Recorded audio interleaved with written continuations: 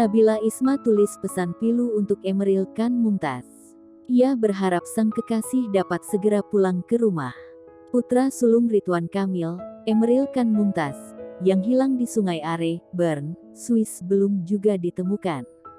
Kini sudah hari ke-8, proses pencarian Eril masih terus dilakukan. Kabar baik terkait keberadaan Eril kini sangat dinanti-nanti oleh keluarga. Tak cuma keluarga, pacar Eril, Nabila Isma Nur Habibah, kini juga masih berharap cemas menantikan sang kekasih pulang ke Indonesia. Tak dipungkiri, kabar hilangnya Eril ini membuat Nabila begitu pilu. Ia tampaknya tak bisa membendung perasaan sedih lantaran sang kekasih tak kunjung ditemukan. Hal itu diungkapkan Nabila lewat unggahan terbarunya di Instagram. Lewat unggahan tersebut, Nabila membagikan potret Eril tengah duduk bersandar di tembok.